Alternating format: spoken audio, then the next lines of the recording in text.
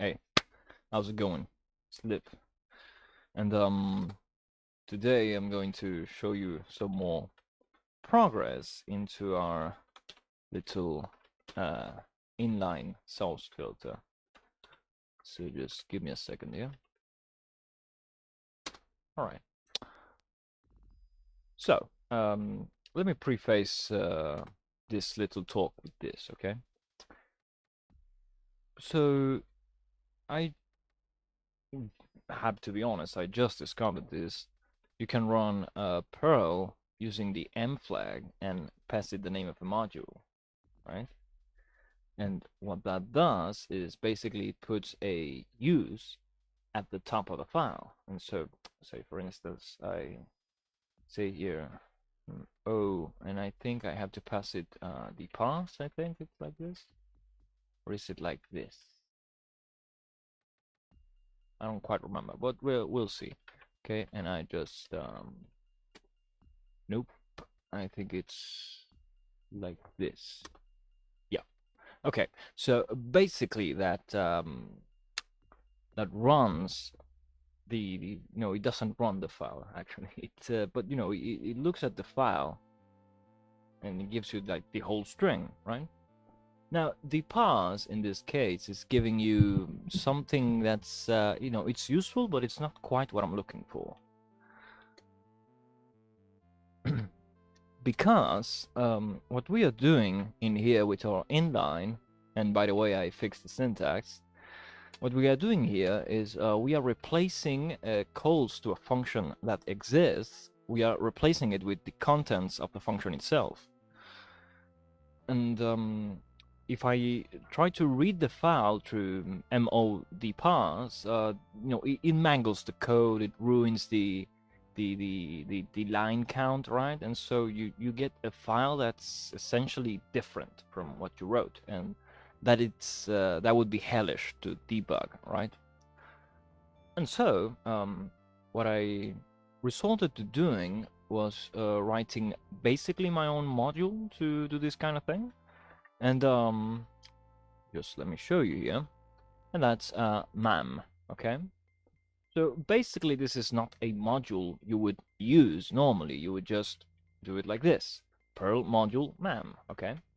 And yeah, you can pass it options, but for now, yeah, they don't really do anything. So anyhow, all this thing does is it reads through the file, and it uses this special filter class I created, the live filter, right? The live fill. And that class has a bunch of utilities, and actually it can do a lot of cool stuff. I'll show you. Okay. So we have this file which tests our inlining. Now I have inlining disabled, so if I'm not mistaken, no replacement should be done. So let's see how that looks. First and foremost, I'm gonna run a little update. Good. And now I'm gonna call perl. I'm gonna include the all-path automat, which is where the mam module lives. And now I'm just going to pass mam, okay?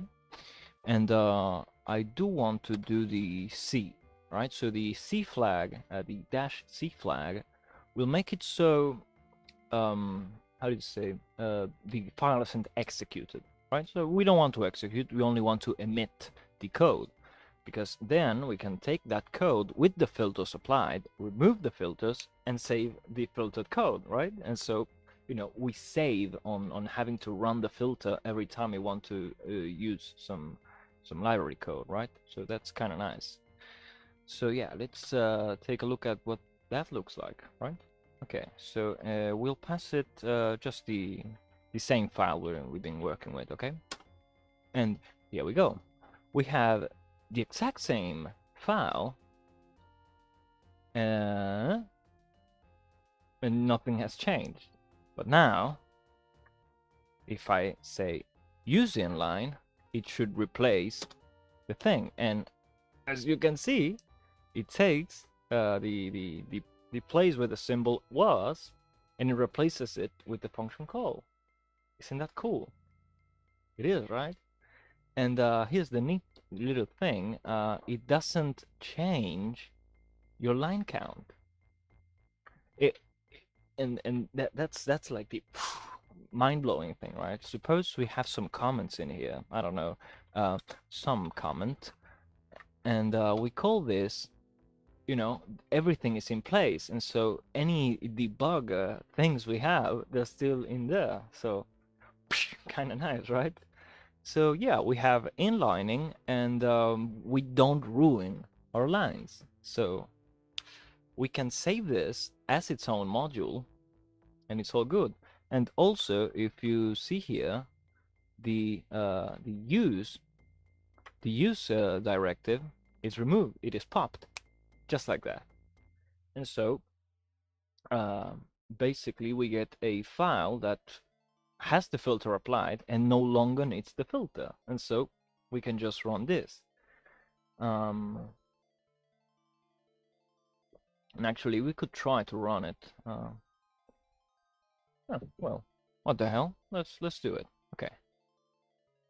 So I'm going to pass it like this, and I'm going to redirect it to ut to uu. Okay. Right, so now I want to read this, and okay, so that looks okay.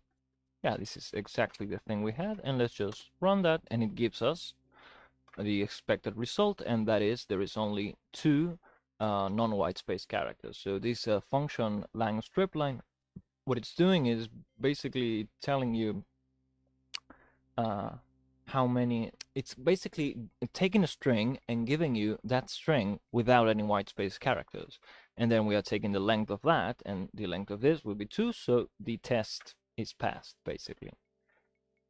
So yeah, that's yeah, that's basically that. So you know, this is basically done, right? So it's kind of cool because now in the previous version of this filter, what you had to do is you had to declare like a hash, right? And give it your library path and the name of the modules that you wanted. But now, if you just include those modules, what will happen is, and this is actually cool, so I'm just going to show you the I'm just going to show you the file, okay? That's shul, and it used to be shadowlive, but I say that's too long, so I just shortened it.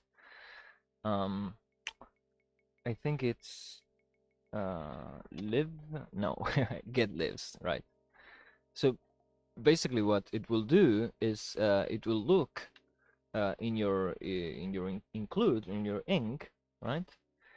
It will look through the keys of that hash and find the dark side of that module, which is where the definitions would be at, right? So we have lang, and lang is the shadow lib, and then we have lang.pm, and that is the actual library. If I open this up, you can see this is like a perl file like any other. If I open up the shadow lib, I just have a list of symbols and some snippet of code, right? So pretty pretty simple, pretty quite simple format actually. And yeah, it it just checks that that there is a shadow lib for that module, and if there is, it just takes it, right? And so all you have to do is basically put all your libraries that you want to take inline functions from before you call inline, which might be inconvenient for some people, but I think it's pretty much a good I think it's a pretty good compromise, right? Like get your libraries straight before you try inlining the functions. I think it makes sense, no?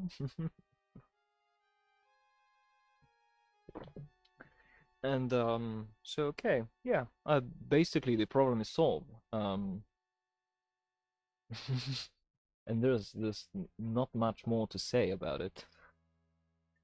So yeah, Now I'm not entirely sure where I'm going to go from here. What I'm thinking about is because in order to declare an inline function, we're having to use this custom code um, attribute. Because we're having to use this custom code attribute, I realized that this is a thing I can do, right? So I was thinking maybe we can have a similar thing with, say, getters and setters, which are usually a pain in the ass because, you know, like I believe I explained last video, if you have, say, a getter that does something like, I don't know, so suppose it takes self and gives you self attribute, right? Something like this. This can sometimes become a performance hit because, as it happens, if Perl does not compile away this subroutine call, then the overhead is actually quite brutal. Okay, so quite brutal. Say if you're calling this some 20,000 times, you know, 100,000, you're gonna notice, right? So at some point, you're calling this very short subroutine so many times, it starts to become, it starts to show up as a hotspot in your profiler, which is, it doesn't make sense to me. Like, why wasn't this optimization done like back in the day, Like, it's not like inlining is something that was invented like yesterday, right? C compilers have been doing inlining for a while, for a very long while, probably since before I was even born. So yeah, I don't know what's that about. And it's kind of heartbreaking, right? Because if you look at the repositories for Perl, like every day there's a commit. Like, obviously the devs are doing stuff, but obviously their priorities are not in the right place. I don't think so. But anyhow, what they did not bother to fix, I fixed it myself. So yeah, basically, with these tools we can make source filters that can be applied once, saved, the result of your filtered code is saved, and then you can just run that. So yeah, kind of cool. And that's it from me. Have a good one. Bye.